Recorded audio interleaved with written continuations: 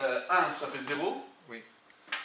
Alors, évidemment, ici, avec la convention que 0 log de 0 soit égal à 1, soit égal à 0, pardon. Et donc, ce point-là, c'est 0, ce point-là, c'est bon. Si les FJ sont inférieurs à 1, les FJ... Ah oui, donc il faut que j'enlève donc le signe, moi, ici. Pour que la forme soit comme ça.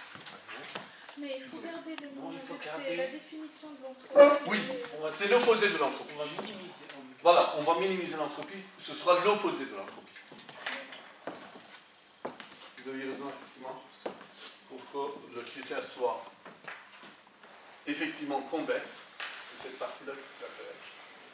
Alors, il y en a d'autres, mais on reviendra sur cette notion de l'entropie, maximiser l'entropie ou minimiser l'entropie, d'autres, on reviendra sur ça. Deuxième situation.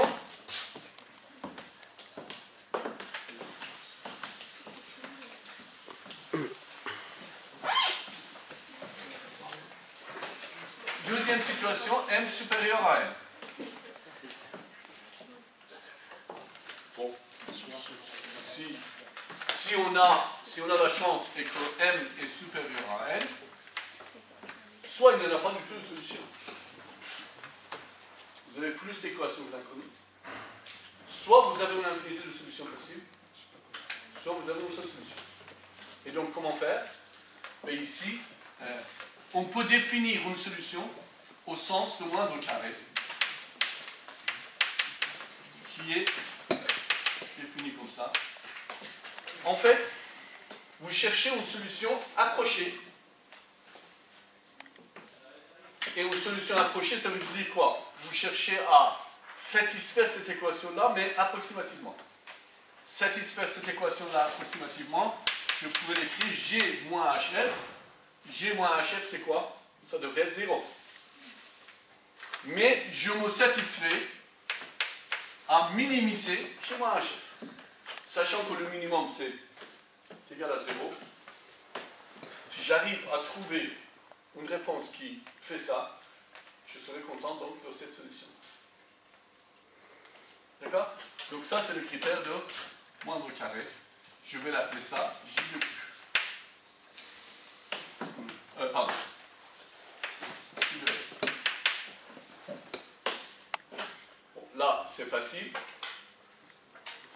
Il faudra calculer le gradient de Q par rapport à F. Là, c'est facile à écrire. C'est moins 2 fois H transpose G moins HF. Mettre égal à 0. Je trouverai H transpose HF égale H transpose G. Et si H transpose H inversé, alors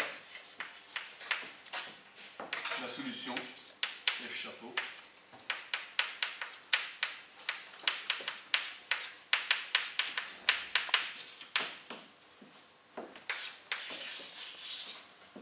vous pouvez comparer avec la solution précédente.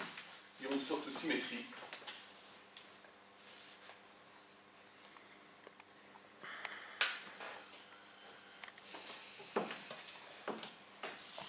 Maintenant, on peut se poser la question, est-ce qu'il y a une possibilité, une méthode qui puisse marcher dans tous les cas?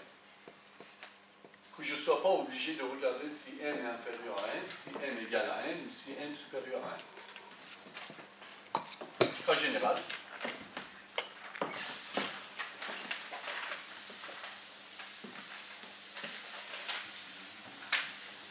Ben, une méthode que je vous propose, c'est tout de suite faites la combinaison entre les deux choses qu'on vient de voir. Donc, cas général. En fait, l'idée c'est de définir un critère qui soit la combinaison des deux. Et la combinaison des deux, c'est G moins HF au carré et Alors, une combinaison des deux, je peux aussi éventuellement proposer ici à mettre un poids. Je vais mettre autre chose que lambda, pour ne pas mélanger avec le cas précédent. Je vais mettre mu. Mu, c'est le poids relatif entre les deux. En fait, je cherche à minimiser ça et je cherche à minimiser ça. Et si je fais une combinaison des deux et que je minimise, j'aurai minimisé les deux. D'accord? Et la solution, c'est très facile à trouver. Gradient de J égale 0. Gradient de J, pour le premier terme, on l'a fait. Pour le deuxième terme, mettre égal à 0. On obtient très facilement la solution qui est H transpose H plus mu.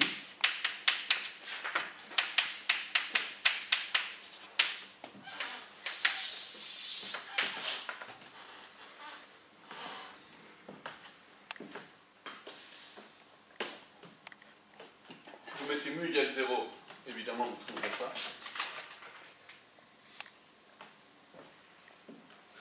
D'ailleurs, vous pouvez essayer de l'écrire en fonction de HH transpose. Alors, en utilisant une laine d'inversion de matrice, vous avez donc une équation qui est, lorsque vous avez A plus BC moins 1 égale quelque chose. Là, ici, vous avez B, C et A. Vous pouvez utiliser cette laine d'inversion de matrice pour essayer de faire intervenir une forme qui ressemble à la deuxième. Mais bon, ce n'est pas nécessaire. Voici donc une solution qui permet de résoudre les deux cas.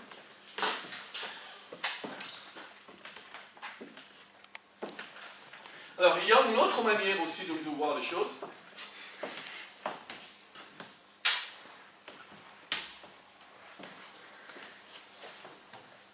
Je vais venir là.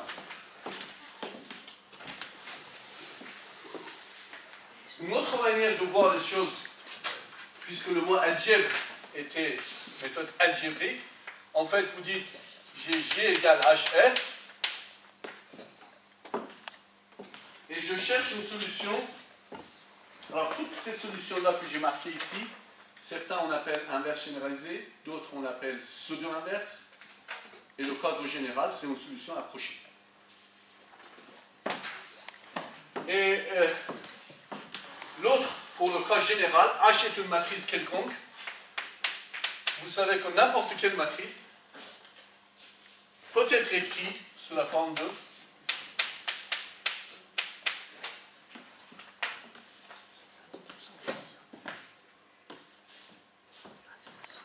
U lambda V transpose.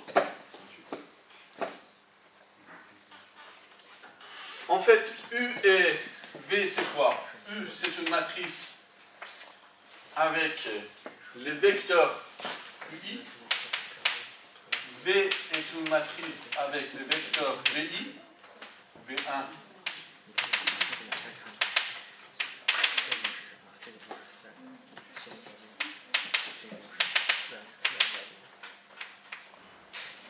Pardon. Ici VI et ici je vais mettre VJ.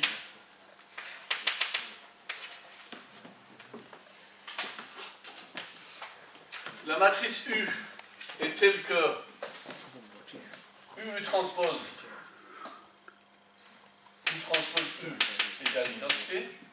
La matrice V est telle que V transpose V égale identité.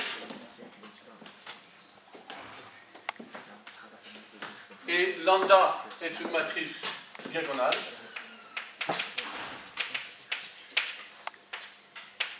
Lambda 1, lambda 2, etc. En général jusqu'à lambda k et ensuite éventuellement des zéros.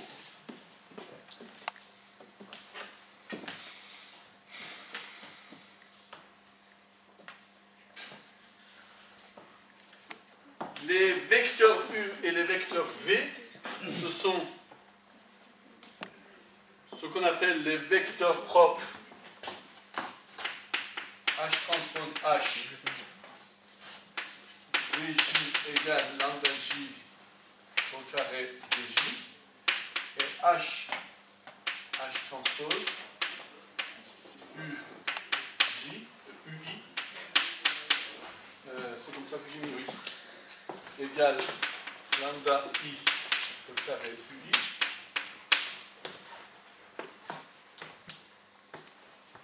Donc ce sont donc des valeurs propres et des vecteurs propres, donc des opérateurs qui sont ici.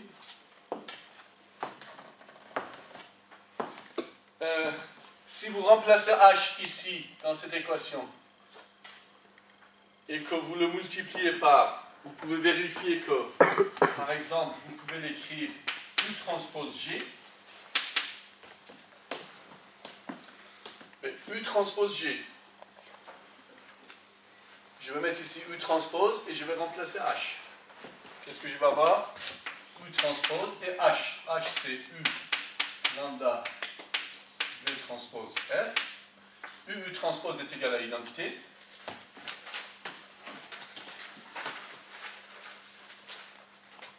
Vous pouvez définir, on va définir un lambda plus qui va être le diagonale de 1 sur lambda 1, 1 sur lambda k et 0. Lambda plus, c'est si k était de telle sorte que tout était égal, tous les éléments, les lambda étaient tous non négatifs, lambda plus, ce serait l'inverse de lambda. Alors, je n'ai pas mis ici lambda moins 1, j'ai mis plus. Le plus, ça veut dire une inverse généralisée. Et une inverse généralisée dans ce cas, c'est juste tous les éléments diagonaux qui sont nuls, je mets l'inverse. Et lorsque c'est nul, je laisse 0. Sur cette équation-là, si vous multipliez les deux côtés par lambda plus,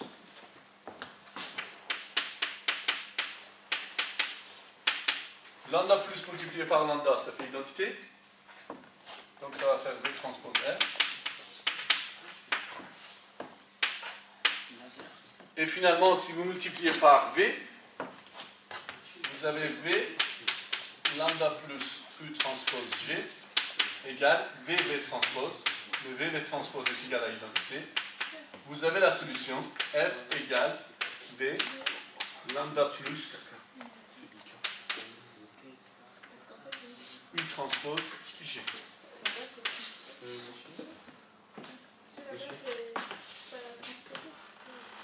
Non, ça c'est, j'ai mis croix ou plus ou un signe qui est ici, oui. C'est le signe de ce qu'on appelle l'inverse généralisé. Inverse généralisé. C'est pas inverse tout seul, inverse généralisé. Oui, parce qu'on dirait que c'est un T pour transposer. Ah non. C'est un signe. C'est un signe, en général, souvent c'est le croix, ou bien le plus qui est utilisé, tout ça. Donc c'est pas tiers. Oui, juste. Quand on fait lambda plus lambda, c'est pas tout à fait l'identité. Ce serait l'identité, mais avec les zéros. Alors, toutes les relations que j'ai écrites, évidemment, c'est valable pour lorsque k il va jusqu'au bout. Mais même lorsqu'il ne va pas jusqu'au bout, avec cette définition-là, les relations sont exactes. C'est correct. Alors bon, ça c'est une petite subtilité qu'il faut regarder dans les équations, mais c'est correct. Je peux vous assurer que c'est correct. Et donc ici, à partir de là, il faudra que... en fait, on a la solution. Et cette solution-là, on va pouvoir l'écrire sous une forme particulière. Ça, c'est un vecteur. Si vous regardez dans cette solution-là, vous pouvez effectivement donc ici rajouter sur la liste. Vous avez V lambda plus U transpose G, mais qu'on peut l'écrire sous la forme de Fj étant une somme sur K de lambda K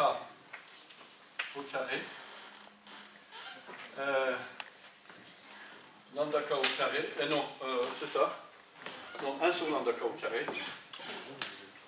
Ce qui veut dire, pardon, si je corrige, donc ce serait le produit scalaire de G avec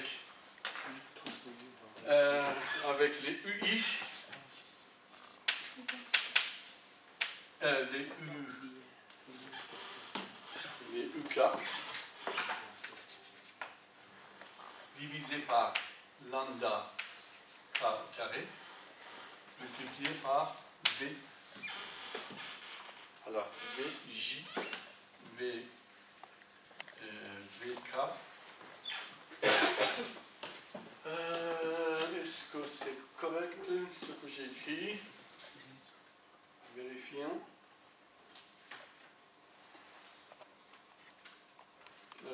Ben ça c'est valable pour faire.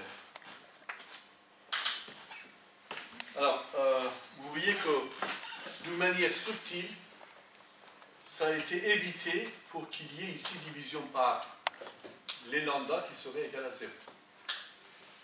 Donc si vous décrivez de nouvelles relations. Et cette technique-là, on l'appelle, juste pour finir, ça s'appelle technique de décomposition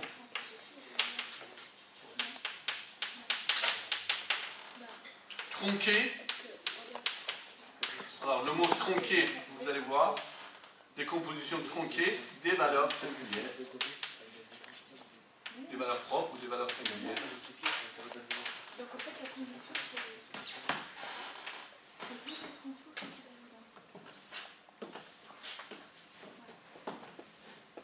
la. Alors pourquoi le mot tronqué? C'est que si la matrice était carrée et inversible, si la matrice était carrée et inversible, le K, ce serait égal à N. K égale M égale N. Dans ce cas, ce serait l'inverse au sens classique. Lorsque K est inférieur à N ou à N, avec cette subtilité qu'on vient d'écrire, que ici la somme va seulement de 1 à K, cette technique-là on l'appelle décomposition tronquée